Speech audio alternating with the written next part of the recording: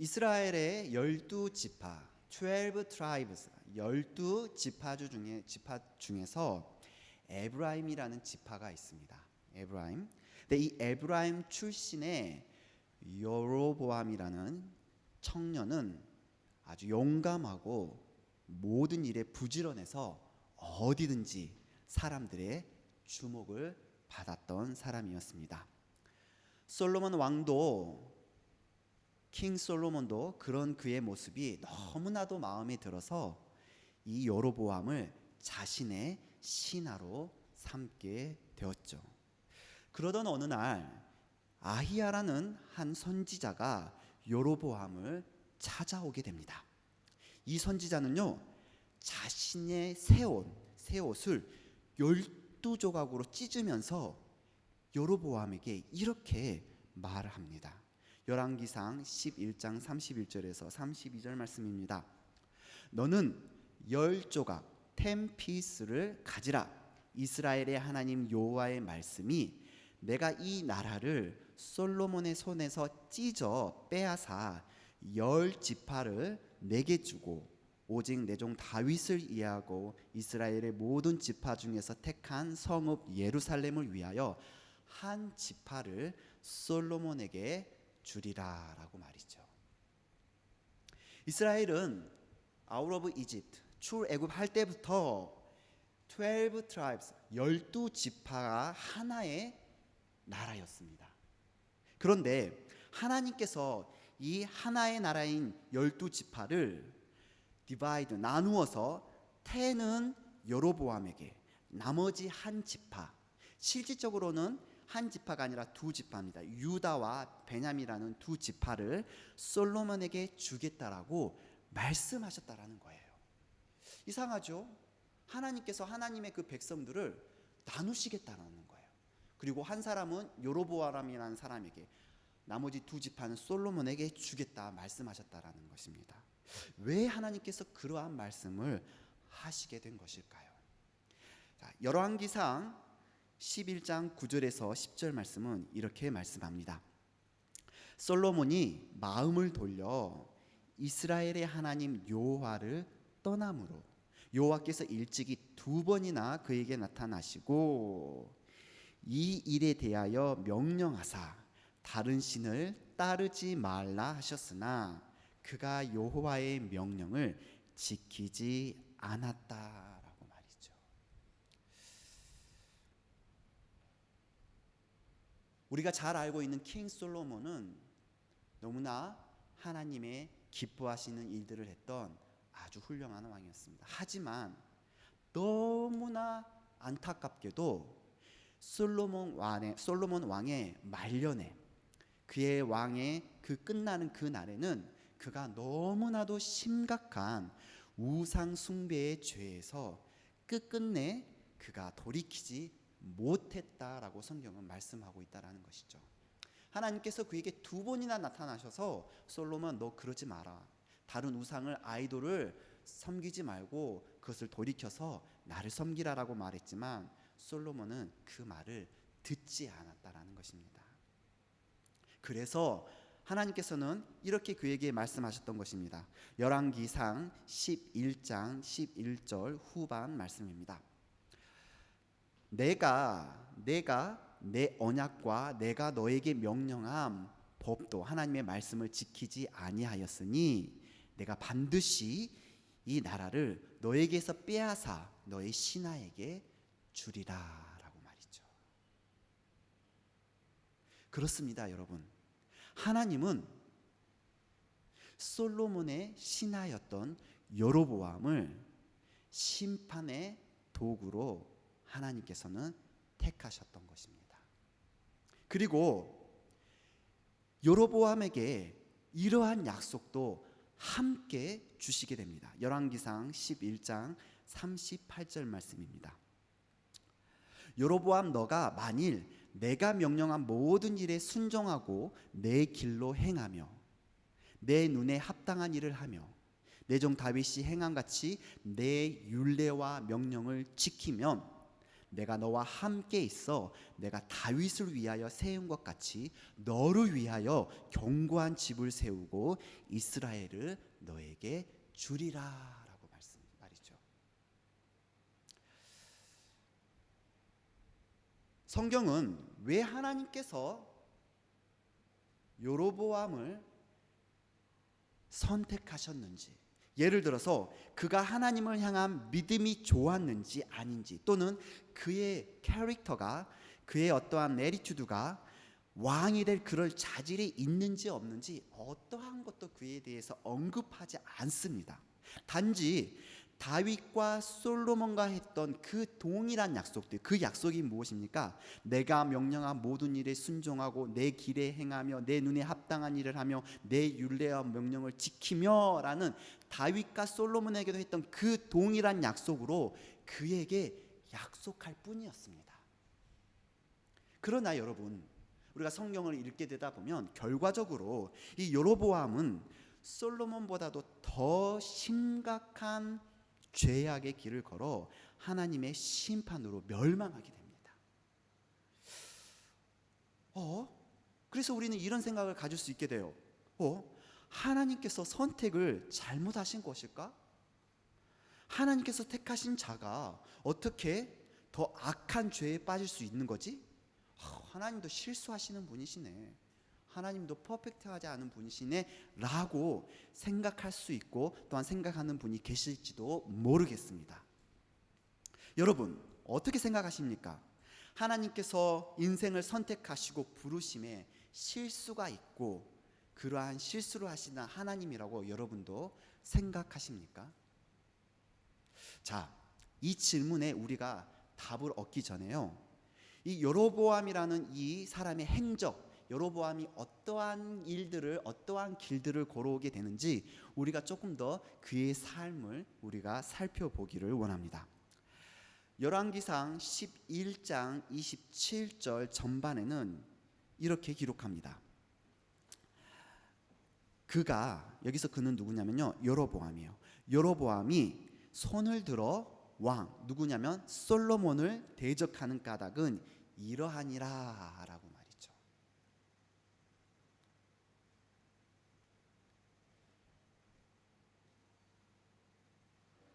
여로보암이 자신의 손을 들어서 솔로몬을 대적했던 까닭이 이러이러하다 블라블라하다고 그 뒤에 나온 설명이 뭐냐면, 그 선지자가 와서 그 말을 전했다라는 거예요. 하나님께서 너에게 10지파를 줄 거야, 하나님께서 너에게 이런 약속을 하셔서, 이 이야기를 듣고 그가 어땠다는 겁니까? 그가 손을 들어 왕을 대적하게 되었다라는 것을 말씀하고 있는 것이죠. 여로보암은 하나님께서 자신을 10지파 10 트라이브스의 왕으로 삼겠다는 하나님의 그 말씀에 하나님의 방법과 때를 기다리지 않았었다라는 거예요. 성경이 그가 손을 들어 왕을 대적했다라는 기록하는 이유가 바로 거기에 있습니다.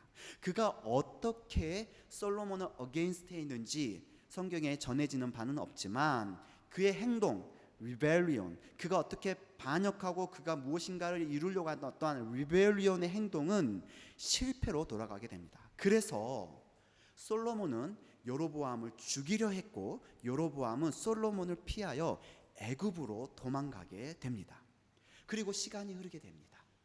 솔로몬은 죽게 되고 그의 아들, 솔로몬의 아들 르호보암이 이스라엘의 4번째 왕이 됩니다.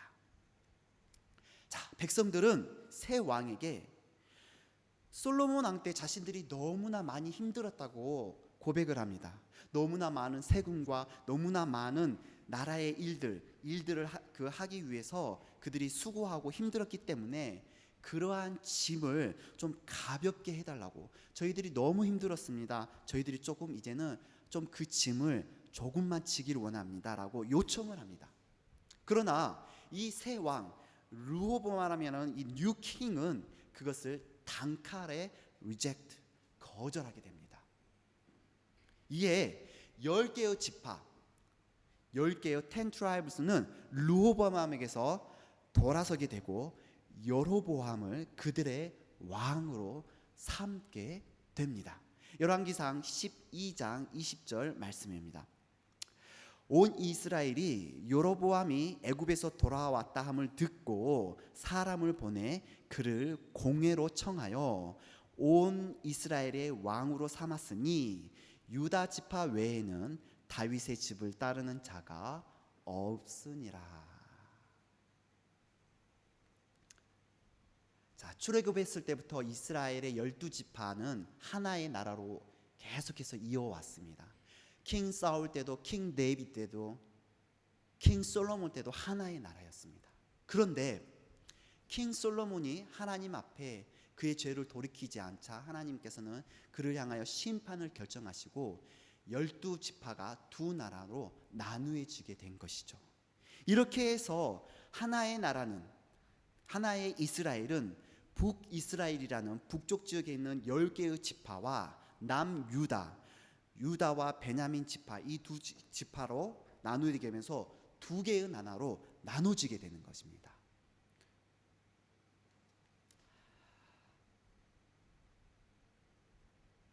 이 이스라엘의 이 하나의 나라가 나눠지고 하나님께서 이 두 나라를 다스리고 하나님께서 이 나라를 통치해가는 과정이 여러분 생각보다 중요해요. 왜냐하면 이 10 지파는 결국 아수르라는 나라에 먼저 멸망하게 되고 남유다는 바벨론이라는 큰 나라에 의해서 멸망하게 되죠. 근데 하나님께서 이 12지파를 두 나라로 나누고 그것을 다시 회복시키는 과정이 성경 전체 곳곳에서 드러나게 되고 하나님의 놀라운 이방인을 향한 계획과 하나님의 뜻을 이뤄가는 큰 그림이 사실 그 안에 있게 되는 것이죠. 자, 그런데요, 오늘 우리가 살펴보기 원하는 것은 이 여로보암이라는 사람이잖아요. 자, 하나님의 말씀대로 여로보암이 왕이 됐어요. 이제 마침내.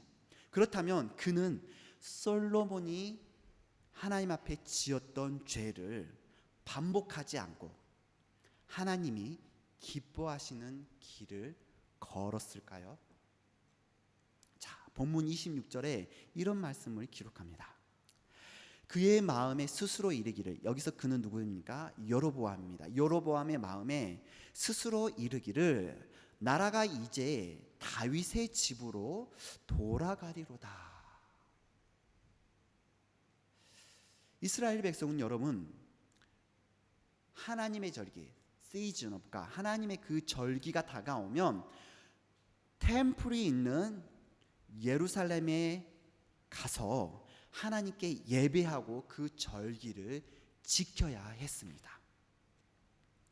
자, 나라가 나눠지고 여로보암이 여러 가지 행정적인 일을 하고 나라를 세웠어요. 딱 세웠어요. 그런데 여로보암의 절기가 다가오자 성경의 그 코멘터리를 찾아보면, 주석을 찾아보면 이 절기가 장막절이라고 되어 있어요. 장막절이 다가오자 여로보암의 이스라엘 백성들이, 북이스라엘 사람들이 예루살렘으로 가서 그 절기를 지키게 되는 것이 그의 마음에 너무나도 불편하게 된 거예요. 왜냐하면 북이스라엘 사람들이 절기를 지키려면 어디로 가야 됩니까? 남유다인 예루살렘으로 가야 돼요. 이동을 해야 돼요. 그러면 이 북이스라엘 사람들이 예루살렘에 갔다가 르호보암 왕의 통치를 듣게 되고 그 땅에 있는 사람들을 만나게 되면 그들의 마음이 바뀌어서 자신을 섬기지 않고 자신을 따르지 않고 르호보암에게 그들의 마음이 돌아서게 될지 모른다. 여로보암이 생각하게 된 것입니다. 그래서 이렇게 있다가는 북이스라엘 사람들이 르호보암에게 돌아가고 나에게 다시 나를 죽이게 될지 모를 거야. 그렇게 생각하면서 여로보암은 사람들이 어떻게든지 예루살렘에 갈 필요가 없도록 무엇인가를 해야 될 필요가 있었던 거예요. 그렇죠? 인간적인 생각으로는 사람들이 예루살렘에 가지 못하도록 어떠한 정치적인, 종교적인 어떠한 방법으로 그 길을 막아야 했던 것입니다. 자, 본문 28절에서 29절 말씀입니다. 여로보암이 이에 계획하고 두 금송아지를 만들고 무리에게 말하기를 너희가 다시는 예루살렘에 올라갈 것이 없도다. 이스라엘아, 이는 너희를 애굽 땅에서 인도하여 올린 너희의 신들이라 하고 하나는 베델에 그 금송아지를 두고 하나는 단이라는 지역에 둔지라라고 기록하고 있습니다. 여러분, 여로보암이 생각해낸 이 방법은 정치적으로는 어떻습니까? 아주 기막힌 방법이에요. 사람들이 예루살렘에 갈 필요가 없게 만들었어요. 하지만 여러분, 이것은 지극히 extremely, absolutely 이것은 하나님의 생각이 아닌 누구의 생각입니까? 사람의 생각이었어요. 이것은 십계명의 두 번째 Ten Commandment의 second 계명을 어기고 나아가서는 첫 번째 first 계명을 지키지 못하도록 했을 뿐 아니라 이후에 우상을 섬기는 문화가 북이스라엘 땅 전체에, 북이스라엘 사람들이 그들의 삶에 예배하는 그 예배의 문화 가운데 우상을 숭배하는 문화가 들어오도록 문을 열어준 계기가 되었어요. 그래서 남유다보다도 북이스라엘이 더 빨리 우상 숭배를 더 적극적으로 하게 됐고, 모든 백성이 다 거의 모든 백성들이 우상 숭배에 빠져들게 됐고, 그러한 그들의 삶 가운데 하나님께서는 엘리야를 부르시고 엘리사를 부르셔서 그 북이스라엘 향해서 계속해서 하나님은 말씀하시게 되는 역사가 One King and Two Kings에 기록되고 있다라는 거예요. 성경은, 오늘 말씀은 여로보암의 그 같은 결정과 행동에 대해서 이렇게 분명하게 기록합니다. 본문 30절 말씀입니다. 이 일이 무엇입니까, 여러분? 금송아지를 만들어서 이것이 너희를 인도한 너희의 하나님이라고 말한 그 일이 죄가 되었으니 이는 백성들이 단까지 가서 그 하나에게, 그 금송아지 중 하나에게 경배함이더라. 야, 왕이 이것이 너희를 인도한 너희의 하나님이다라고 그 금송아지에 가서 예배하라고 했더니 북이스라엘 사람들은 올큰이 좋다고 거기 가서 그 금송아지 앞에 예배를 드렸다라는 거예요. 여로보암의 뜻대로 되었던 것이에요. 그런데 여러분, 그게 끝이 아니었어요. 자, 본문 31절 32절 말씀을 보겠습니다. 자, 여로보암 그가 또 산당들을 짓고, 산당은 무엇입니까? 하이 플레이스에 있는 뭔가 어떠한 조그만한 하나님을 예배하는 공간이에요. 스페이스예요. 하이 플레이스에 있는 그가 또 산당들을 짓고 레위 자손이 아닌 보통 백성으로 제사장을 삼고 여덟째 달 곧 그 달 15째 날로 절기를 그가 정하여 유다의 절기와 비슷하게 하고 제단에 올라가되 베델에서 그와 같이 행하여 그가 만든 송아지에게 그가 제사를 드렸으며 그가 지은 산당의 제사장을 베델에서 세웠더라 라고 말이죠. 여러분, 하나님께서는요 이스라엘 백성들에게 너희가 아무 곳에서나 예배를 드려서는 안 된다라고 말씀하셨어요. 아무 곳에나 가서 예배를 드리면 안 되고 너희는 내가 택한 곳 그것을 찾아와서 예배하라고 이스라엘 백성들에게 말씀해 주십니다. 신명기 12장 5절 말씀을 보겠습니다.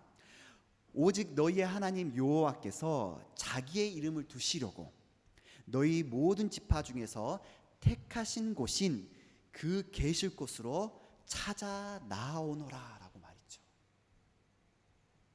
여러분, 특히 산당이라는 곳은요 본래 바할이라는 그 우상을 숭배하고 예배하였던 장소로서 이스라엘 백성들이 가나안 땅을 점령하면서 예배할 초소가 그들이 마땅치 않으니까 이 산당에서 하나님을 예배하는 장소로 그들이 임의적으로 사용했던 것이죠. 그런데 문제는 이스라엘 백성이 하나님과 가나안의 우상들을 함께 섬기도록 함께 예배하는 곳으로 그 문화와 그 상황을 부추기는 것이 바로 어디였냐면 산당이었던 것이에요. 그래서 북이스라엘의 역사 가운데 이 산당을 끊임없이 철폐하고 없애려고 해도 이게 너무나 이것을 없애기가 힘들었다는 것을 우리가 성경에서 보게 됩니다. 성경의 산당은 분명히 하나님께서 가나안 땅을 정복하면서 그 산당을 다 헐어버리라고 말씀하셨어요. 왜냐하면 그 산당은 아이돌, 우상을 예배하는 곳이었기 때문이에요. 자, 민수기 33장 51절 후반 말씀에서 52절 말씀입니다. 너희가 요단강을 건너 가나안 땅에 들어가거든 그 땅의 원주민을 너희 앞에서 다 몰아내고 그 새긴 석상, 아이돌이죠. 그 새긴 석상과 부어 만든 우상을 다 깨뜨리고 산당을 다 헐어버리라 라고 말이죠. 아니 그런데 여로보암은 이 산당을 더 지었다라는 거예요. 동네 곳곳에, 마을 곳곳에 이 산당들을 지어서 거기 가서 예배해라 라고 말이죠. 어디 그뿐입니까? 여로보암은 자기 마음대로 제사장을 세우고, 제사장은 누구만 될 수 있습니까? 레위 지파에서, 레위 족속에서만 될 수 있는데 아무나 하고 싶은 사람을 제사장으로 세우고, 하나님의 절기 누가 정합니까? 하나님이 정하셨죠. 근데 그 하나님의 절기의 날짜도 자신의 마음대로 바꾸어서 지키게 하는 등 정말 해서는 안 될, 하지 말아야 할 일들을 스스로 찾아 하면서 하나님이 하지 말아야 되는 말씀하신 것들은 스스로 찾아 했던 거예요. 도대체 여로보암을 택한 하나님의 그 선택을 너무나 실망시키고 무색하게 하는 그의 이 악한 행동들은 도대체 어디에서 비롯된 것일까요? 무엇이 도대체 문제였길래 그는 이처럼 스스로 하나님의 하지 말라는 것을 그는 찾아서 하나님의 말씀을 어겼던 것일까요? 저는 말씀을 묵상하면서 그의 그 행동의 이유를, 그가 왜 그처럼 하나님을 적극적으로 대적하게 됐는지 그 행동의 이유를 26절 말씀에서 저는 찾아보았습니다. 본문 26절 말씀입니다. 그의 마음에 스스로 이르기를 나라가 이제 다윗의 집으로 돌아가리로다. 자, 무엇을 여러분 이 말씀이 말씀하고 있습니까? 그의 마음에 생각하기를 스스로 he thought to himself, 그가 스스로 그 자신에게 생각하기를 내가 이대로 있으면 모든 것이 누구에게 돌아갈 거라고요? 르호보암에게 다시 돌아가게 될 거야 라고 그가 생각했다라는 거예요. 이것은 여로보암이 선지자를 통해 자신에게 주었던 하나님의 약속, 하나님의 말씀에 대해 그가 믿음을 갖지 못했다라는 것을 보여주고 있어요. 즉, 그 스스로 하나님의 말씀을 믿지 않았다라는 거예요. 그 스스로 생각하기를, 이 말은 he didn't believe in God's word by himself. 그 스스로가 하나님의 말씀을 믿지 않았었다라는 거예요.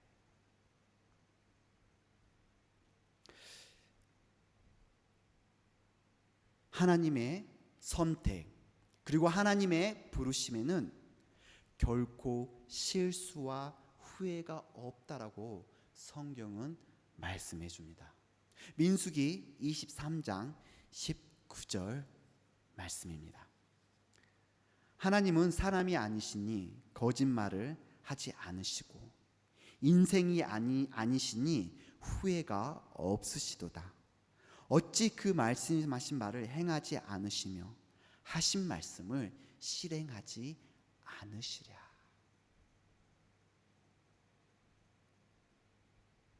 하나님께서는 그 행하신 말씀과 그 행하신 결정을, 약속하신 말씀을 반드시 이루시는 하나님이시라는 거예요. 하나님께서 그 일을 이루시는 것의 선택에 하나님 후회하지 않으신다라는 거예요. 자, 로마서 11장 29절 말씀은 또한 이렇게 기록합니다. 우리 다 함께 읽어보겠습니다. 하나님의 은사와 부르심에는 후회하심이 없느니라. 하나님께서 여로보암을 선택하고 부르신 것에는, 그 하나님께서 여로보암을 선택하고 부르신 것에 문제가 있는 것이 아니라 여로보암 스스로가 받은 약속의 말씀을 의심하고 순종하지 않음으로 인해서 그 스스로가 그를 향한 하나님의 뜻을 저버렸다. 즉 그 스스로가 deny, 그가 스스로 하나님의 그 말씀을 거부했다라고 우리는 이 하나님의 선택과 부르심, 여로보암을 향한 선택과 부르심에 있었던 그 일들을 우리는 바라봐야 합니다. 그래서 말씀 가운데는 우리가 베드로후서 1장 10절 말씀에서는 이렇게 말씀하는 것입니다. 우리 다 함께 읽겠습니다. 시작. 그러므로 형제들아 더욱 힘써 너희 부르심과 택하심을 굳게 하라. 너희가 이것을 행한즉 언제든지 실족하지 아니하리라. 하나님께서 저와 여러분을 택하시고 부르셨습니다. 우리가 그 부르심과 택하심의 삶을 우리가 매일매일 힘써 살아가야 합니다. 우리에게 주어진 우리의 삶의 그 믿음의 삶을 우리가 한순간이라도 포기하거나 우리 스스로 그 믿음의 길을 놓쳐서는 안 되는 것입니다. 더욱더 힘써 주님을 향해 달려가야 하며 우리를 부르신 하나님의 그 부르심과 택하심을 우리가 힘써서 그것을 확증해야 하는 것입니다. 부르심에 합당한 삶이라는 것은 하나님께서 우리의 삶을 부르셨고 우리가 그 삶 가운데 믿음으로 살아간다는 것은 지금 내가 무엇을 하고 있는가, 또 하나님께서 내게 무엇을 앞으로 하실 것이라는 하나님의 그 축복과 하나님의 그 예언의 말씀에 대해 내가 갖는 기대감을 갖는 것이 아니라 하나님의 약속의 말씀을 붙들고 그 말씀을 붙들고 오늘 하루를 그 믿음 안에서, 오늘 하루 그 하나님의 말씀이 다 내게 이루어진 것 같아 보이지 않는다 하더라도 약속의 말씀을 그 붙들고 오늘 하루를 믿음 안에서 살아가고 내일도 그 말씀을 붙들고 그 믿음 안에서 힘써 살아가는 것이 부르심에 합당한 삶이고 믿음으로 살아가는 삶의 모습이라는 것입니다. 믿음이라는 그런 것이라고 성경은 정의하죠. 내가 바라지 못하고 내가 보지 못하는 것들의 증거라고요. 내 삶 가운데 아직 이루어지지 않았지만 나는 묵묵히 하나님을 신뢰함으로 걸어가는 것, 내가 이루려고 내 방법과 내 삶의 방법과 내 삶의 지혜로 그 일을 해결하는 게 아니라 하나님의 때를 이루심을 기대함으로 하나님께서 주실 하나님의 행하실 일들을 기대함으로 나는 그 하나님의 약속을 붙들고 오늘 하루를 사는 것, 그것이 성경이 말하는 믿음의 삶이라는 것입니다. 우리는 조급할 때가 너무 많아요. 우리는 아직 이루어지지 않은 일에 하나님께서 내 삶을 축복하신다고 했으니까 오늘은 이렇게 되고 내일은 이렇게 되고 모레는 이렇게 뭐 한 10년 후에는 뻥튀기 되겠지. 우리가 그러한 기대감을 갖는다면 여로보암이 하나님 앞에 스스로 실수했던 그 모습처럼 스스로 하나님의 그 말씀에 때를 기다리지 마시고 스스로 손을 들어 솔로몬을 대적했던 것처럼 스스로 그 하나님의 말씀을 생각하지 못하고 신뢰하지 못하고 그의 생각에 따라 방법에 따라 자신의 방법으로 그 백성들의 마음을 잡으려고 했던 그 실수처럼 우리도 얼마든지 믿음의 삶을 살아가려고 하지만 넘어질 수 있다라는 것입니다. 여러분, 내 삶에, 저와 여러분의 삶에 하나님께서 기뻐하실 어떠한 일도 이루지 못한 것 같아 실망할 필요도 없습니다. 실망할 것이 없습니다. 또한 내가 하나님의 일을 지금 뭔가 열심히 하고 있고 섬기고 있다 하여서 그것이 하나님이 나를 향하여 무엇인가 내 삶을 통해 하실 일들이 있다는 어떠한 말씀을 들었다 해서 그것이 내 지금의 믿음에 내 믿음을 보여준다고 여러분 생각할 필요도 없습니다.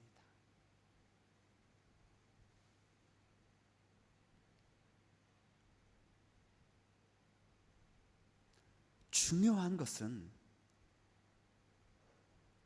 하나님의 그 약속의 말씀을 붙들고 나의 삶 가운데 내 삶을 이루시는 하나님을 잠잠히 바라보며 주께 순종하는 길 위에 오늘 내가 서 있는가? 주의 길을 오늘 내가 따르고 있는가? 내 삶이 고단하고 피곤하고 지치고 아무것도 주를 위해 한 것 주를 위해 한 것이 없는 것 같아 보인다 할지라도 내가 주님 앞에서 주님 보시기에 합당한 삶을 택하여 걷고 있는가? 주님의 말씀과 주님의 명령을 내가 오늘 하루 힘써 지키고 있는가? 이것이 우리의 삶에 중요한, 우리의 삶을 바라보는 기준이 되어야 한다라는 것입니다.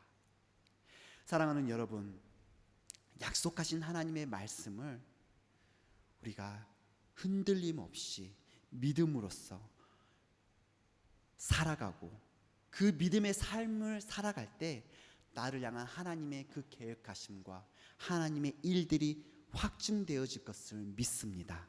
오늘 하루 저와 여러분의 삶 가운데 나를 위하여 예비하신 그 하나님의 말씀에 충성되고 그 말씀을 굳게 붙들고 살아감으로 말미암아 주님께서 예비하신 그 영원한 주님의 나라에 거하는 저와 여러분 모두가 되시기를 주님의 이름으로 축복합니다.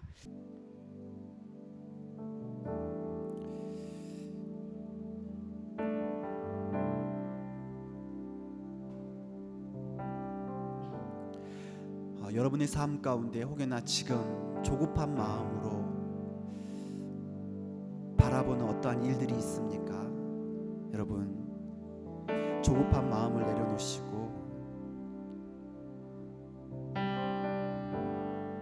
나에게 말씀하셨던 하나님의 약속의 말씀을 붙들고 잠잠히 하나님을 바라볼 수 있는 저와 여러분이 되기를 원합니다. 무엇인가 이루었다고 우리 삶 가운데 자만할 것도 없고 무엇인가 하도 하지 못했다고 해서 낙심할 것도 있지 않음을 기억하면서 하나님, 나의 삶이 주님께 속하여 있음을 고백합니다. 주님, 주님의 때에 나의 삶 가운데 주님의 일을 이루시고 하나님의 그 일하심을 바라보며 그 하나님의 놀라운 은혜를 누리는 복된 삶 되게 하여 주옵소서. 우리 다 함께 기도하도록 하겠습니다. 하나님 아버지, 하나님 아버지, 하나님 아버지, 나의 삶 가운데 늘 주님을 바라볼 수 있는 귀한 은혜를 구합니다. 오직 잠잠하게 주님을 바라볼 수 있는 귀한 믿음과 은혜를 허락하여 주시옵소서. 하나님 아버지, 조급하게 무엇인가 이루려고 하지 말고 또한 무엇인가를 이루었다는 자만감으로 인하여서 서로서 하나님 아버지 여로보암이 그 행하였던 교만함과 죄악의 길을 따르지 않게 하여 주시옵소서.